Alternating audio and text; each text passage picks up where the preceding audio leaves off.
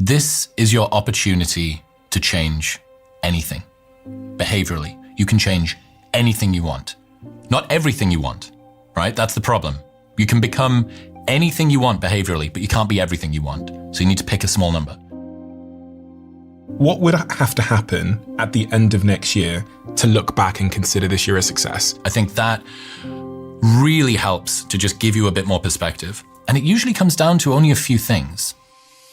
Setting the bar unrealistically high does not increase your performance. Imagine this. Imagine that you went into a buffet and you made your plate as big as possible. You said, I want all of these things. I'm going to put all of this stuff on my plate. And my stomach is going to expand to be able to fit it. That's not the way that our stomachs work. And that is not the way that our workloads work. So, first rule, in order to pick something up, you have to put something down. Don't assume that just because you've loaded more onto your workload plate, your work capacity will expand to be able to fit it into your stomach. Like, that's not the way that it works. Make the assumption, I can do no more than I'm doing now. I can switch stuff, but I can't add more in. Maybe you can, maybe you're gonna be able to squeeze your phone time, maybe you're gonna be able to become more efficient, more productive, whatever. But it's safer to just assume this is the pie that I'm playing with, and in order to pick something up, I have to put something down. That means I'm going to have to take something off the plate. We don't think about subtraction because we think of addition. Unfortunately, you can't take somebody else's purpose or success. You can't wear it as a suit. It's a bad idea, right? Because it's going to not fit. Let go or be dragged. That means if you're not careful with how you design what it is that you chase after, you can spend your entire life realizing that you climbed a huge ladder that was leaning up against the wrong wall. The big picture goals are going to be hard for you to get to. But if you just think 1 year ahead, okay, now we can start to talking about a plan to do that. If I could only achieve one thing today, start of every day, if I could only achieve one thing today, what would that be? And it's the big thing. It's usually the scary thing. It's usually the thing that you probably don't want to do. How many times does someone go and clean the cupboard in the kitchen that hasn't been touched for 6 months? I'll rearrange all of the plates because they don't want to have that conversation with their boss. Because they don't want to face that particular piece of work, which is like big and scary and I don't really know how to tackle it, how to begin. You will do everything that doesn't need to be done in order to avoid the one thing that does. It's because it's a big, scary task that people will endure months, years, decades of misery to avoid a couple of days of pain.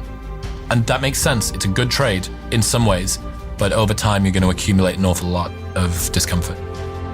Permanently being busy stops you from being able to listen to fleeting thoughts that are in the back of your mind. Mm-hmm. And that quiet voice is usually the really powerful one. The answers you seek are in the silence you're avoiding. So, lessons about problems and stress. Number one, problems are a feature of life, not a bug. And there will never come a time when you have no problems. What, did you think you were going to wake up one day and there be no more problems, like completing a video game level and going to a map where there's nothing there? Right? Things are always going to incur problems. Your problems will change, but having problems is going nowhere. Number two, whatever negativity is consuming your thoughts probably won't matter in 3 months' time. Like in 3 months, you won't remember the corrosive texture of your own mind or the boring, repetitive things that you thought or maybe even what you worried about. I think, what were you worrying about 3 months ago, right now? Probably can't remember. But all of the time that you spent worrying will have passed. So you're sacrificing your joy and your presence in the moment for a problem that you won't even be able to recall in the future. So learning comes from the edges. Number three, change is uncomfortable and it rarely occurs without a lot of stress. Learning comes from the edges? From the edges. What does that mean? Proximate zone of development. What does that mean? You pushing yourself just beyond what you're comfortable with. And sometimes this can be emotional pain too. Leaving the job happens when you get pushed out of region beta on the bottom end, or growth happens when you overextend yourself the right amount, not so much that you get injured, but so much that you're challenged, that this is a new zone for you to get into and clawing up, wow, and it expands your potential, your idea of what you're able to do, and it pushes you so that your system becomes more resilient on the other side. Many of the periods of radical, important change that you have had in your life have only occurred because of severe challenges you faced. Like, look back. Almost all of the big periods of growth in your life have germinated from your lowest points. In retrospect, would you have avoided them if you could? Probably not. So, yeah, this challenge is a gift. You can lean into discomfort as if you invited it through the door. It's like, oh, there we are. Hello. When we talk about metrics of success, you talk about observable metrics and hidden metrics of success? Yeah, so a lot of the time we'll trade a hidden metric for an observable metric. Something that's observable would be your job title, what your salary is per year, how many people know you, your bank balance, the size of your house, the car that you drive. Things people can see. Yeah, of course. Okay. The only way that your success can be judged is outwardly. So naturally, we trade something which people can't see for something that they can see. For instance, lots of people would trade a longer commute for a higher salary or a better job title. One of the problems that you encounter with that is that the length of your commute is one of the most correlated stats with your happiness. Longer commutes reliably make people more miserable. And what's the hidden metric that you've lost by doing that? Well, that's less time with your family, with maybe your kids that are growing up, with your wife to connect. That's less time to pursue your own passions, even if your job is your passion.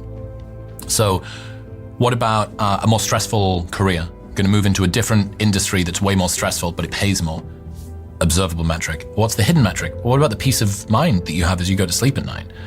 What about what that does to your health and the quality of your relationships and your ability to be present on a weekend? So you're not able to turn your phone off because your last job was 9 to 5, but this one is 24/7. Well, it's difficult to say because you're like, people want and need real resources. I want to improve the quality of my family. That's a noble thing to do. But after a while, you have to admit, if you already live a comfortable quality of life and you trade it, you trade your happiness or your peace in order to get more, you're making a bad choice because you're going to sacrifice something that you want, which is happiness, peace, connection, for something that's supposed to get the thing that you want. There's a wonderful idea called productivity dysmorphia. So it's the inability to see your own success. It's like to acknowledge the volume of your own output. So it sits at the intersection of burnout, imposter syndrome, and anxiety. You think of it like ambition's alter ego, basically. Like the pursuit of productivity spurs us to do more while robbing us of the ability to savor any of the successes that we achieve along the way. So first off, people are not particularly good judges of how productive they are. I think so many people are whipping themselves into submission, saying you're not doing enough because in the past that motivated them to do more. Yeah. And after a while, you have to accept, I'm doing quite a lot. And if you were an athlete on a sports team and your coach only ever pointed at you when you made a bad play, you wouldn't feel particularly motivated by that. But a lot of people have this sense of productivity debt. They wake up every day feeling as if they're already behind. And only if they dominate their entire day perfectly can they drag themselves back up to some minimum level of acceptable output. And only then can they go to sleep that night without feeling like a loser. This means that your set point is loss, and the best thing that you can do if you crush the day is get to a draw. You never win. And then there's this sort of weird drill sergeant in the back of your mind that's saying, all right, you can have a little bit of a break now, but just so you know, as soon as you wake up in the morning, it's all going to happen again. It seems to me that on every hero's journey, as soon as they make the commitment to go from where they are to where they want to be, their self-belief never wavers. Right, sure, there's ups and downs in the journey and the progress, but their conviction doesn't slip.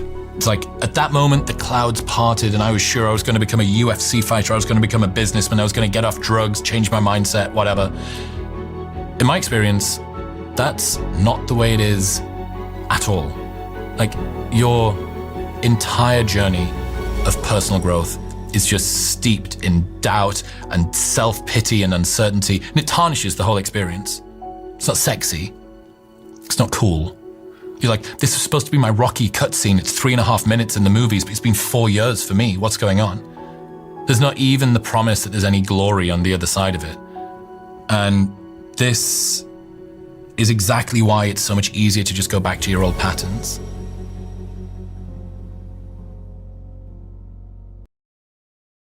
And the progress, but the conviction doesn't slip. It's like at that moment the clouds parted and I was sure I was going to become a UFC fighter, I was going to become a businessman, I was going to get off drugs, change my mindset, whatever. In my experience, that's not the way it is at all. Like, your entire journey of personal growth is just steeped in doubt and self-pity and uncertainty, and it tarnishes the whole experience. It's not sexy. It's not cool. You're like, this is supposed to be my Rocky cutscene. It's 3.5 minutes in the movies, but it's been 4 years for me. What's going on? There's not even the promise that there's any glory on the other side of it.